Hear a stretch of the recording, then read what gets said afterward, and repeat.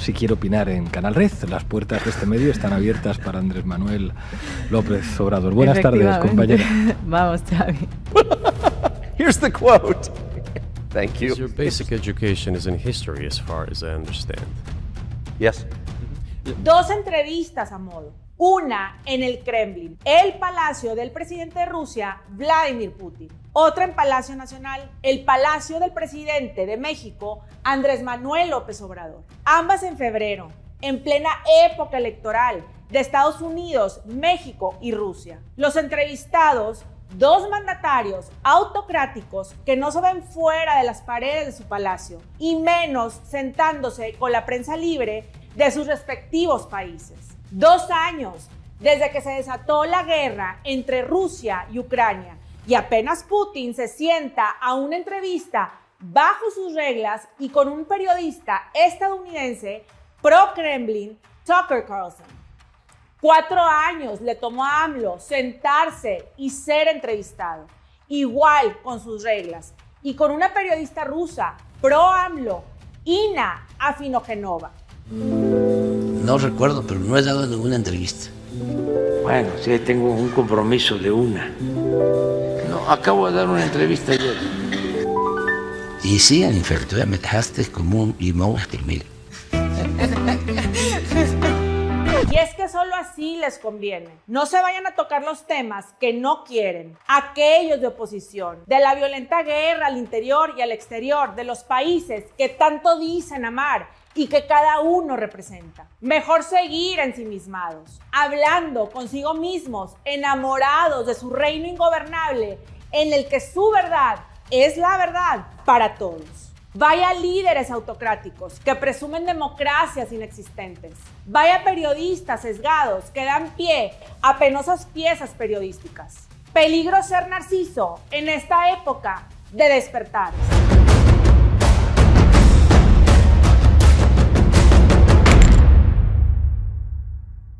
En plena época electoral y en medio de una polarización sangrienta en donde vidas de opositores como la del ruso Alexei Navalny o la de unos tantos alcaldes, empresarios y ciudadanos en México cobran factura por los juegos del actual gobierno, Putin y AMLO se sientan y dan la cara, pero al espejo en el que se miran, no al espejo en el que todos miramos. Tal cual Narciso, enamorados de su propio reflejo. Hemos logrado entre todos desde abajo una transformación en el país. La desnazificación.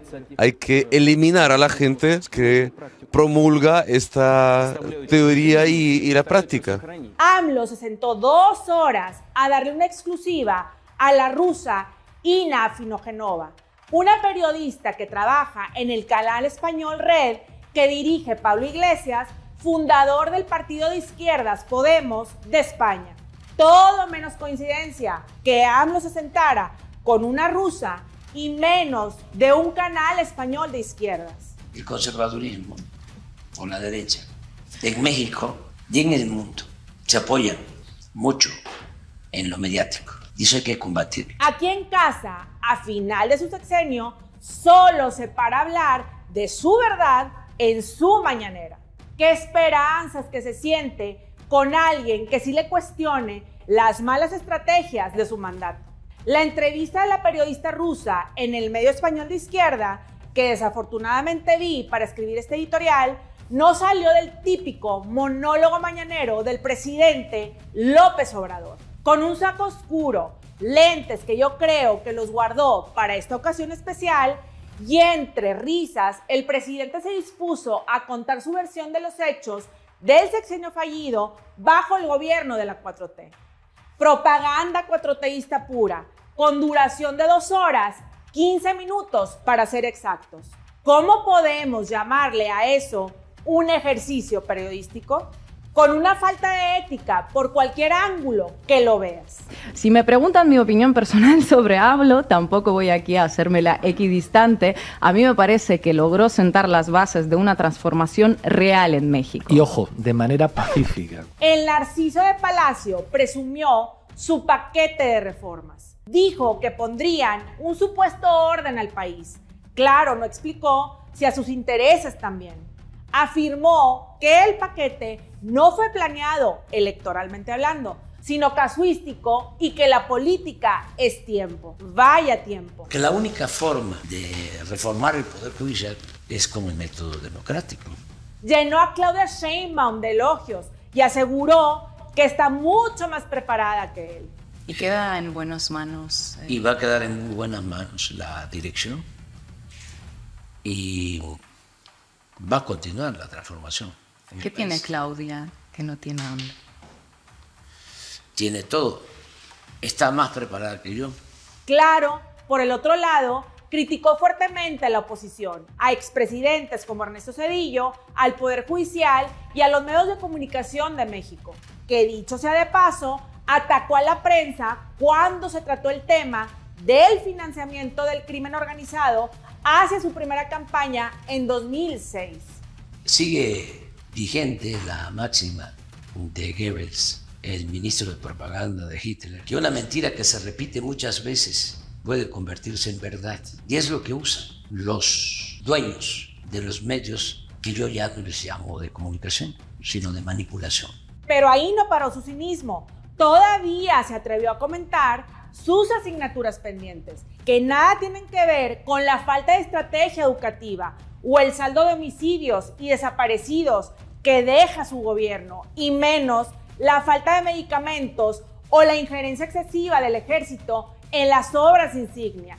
No, la asignatura pendiente, según AMLO en la entrevista, es el caso Ayotzinapa. Claro, la periodista rusa no tocó el tema de opacidad de la investigación, ni la ríspida relación del gobierno con los padres de los 43 normalistas. ¡Qué esperanzas! ¿Qué les puedo decir? Ni los lentes que AMLO se puso especialmente para la tan esperada entrevista disimularon la falta de honestidad en dicha pieza periodística. Todo, como dirían, salió viento en popa. Pero mientras AMLO habló maravillas en su entrevista a modo, afuera de las paredes de Palacio, la violencia en nuestro país aumentaba. La guerra electoral se recrudecía y los ciudadanos seguían gritando: narcopresidente.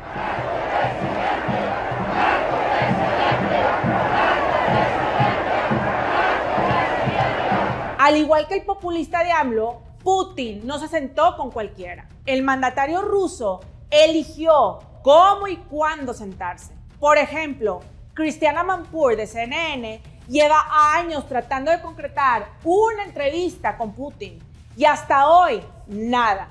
Al que sí le concedió sus primeras palabras después de un largo tiempo fue el estadounidense prorruso y trompista Tucker Carlson. Con él, Putin literal se quitó el reloj, significado de que tenía mucho tiempo para hablar de política con Tucker y de que se sintió en casa con él. Tenemos un talk show o una conversación seria. Le agradezco. Es una conversación seria. 2 horas duró la entrevista, al igual que la de AMLO. Principalmente se habló de la guerra con Ucrania, versión Putin, claro, de cómo los estadounidenses deberían parar de abastecer de armas a Ucrania. A lo que a todo Tucker le decía: "Right, Mr. President", al mandatario ruso. En la introducción, Putin duró 30 minutos hablando de historia. Eso delató los sueños del mandatario para crear un nuevo reino ruso. Los bolcheviques empezaron a formar la URSS y crearon la Ucrania soviética.